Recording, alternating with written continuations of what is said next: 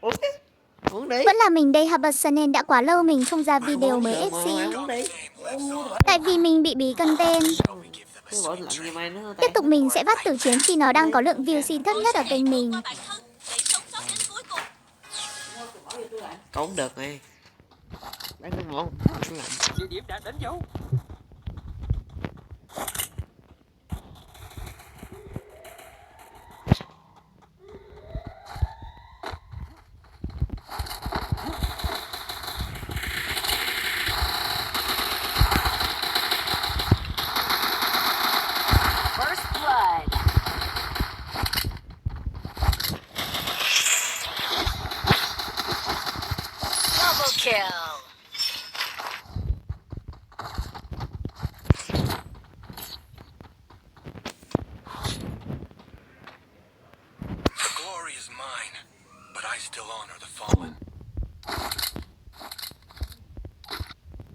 Địa điểm đã đánh dấu.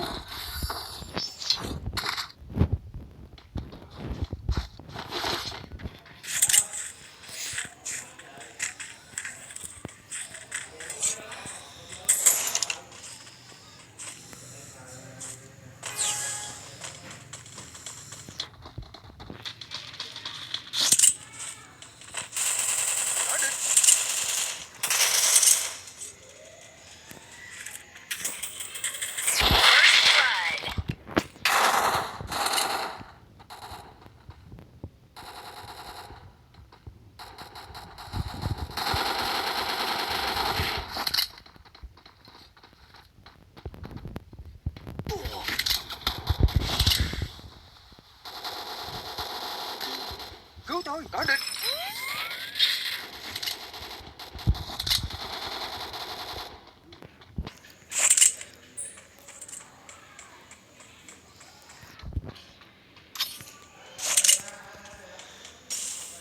Double kill.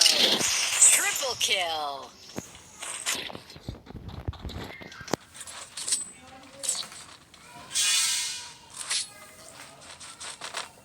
Tài nguyên ở đây. Mine, but I still honor the fallen. Cảm ơn nha.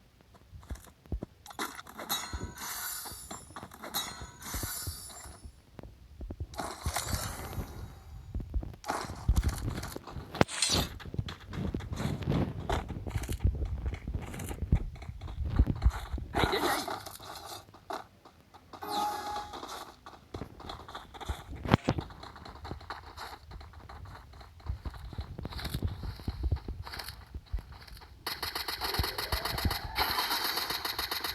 First blood.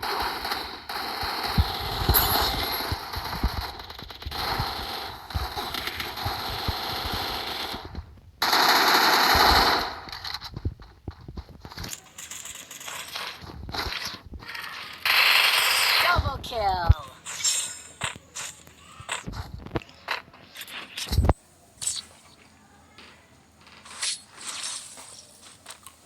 The glory is mine, but I still honor the fallen. Tài nguyên ở đây. Chuyển đổi EP cho anh em đây.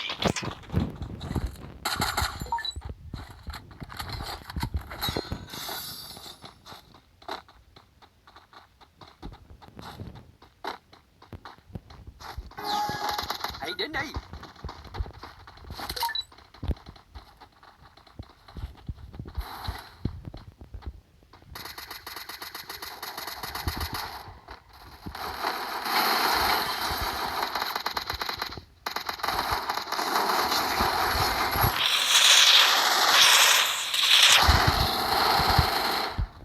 Tài nguyên ở đây. First blood. Cảm ơn nha.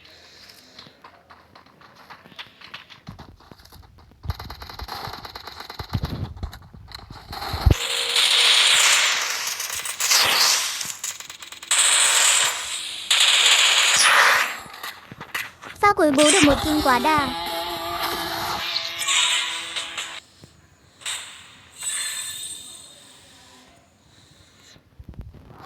Ba mọi người ở video tiếp theo.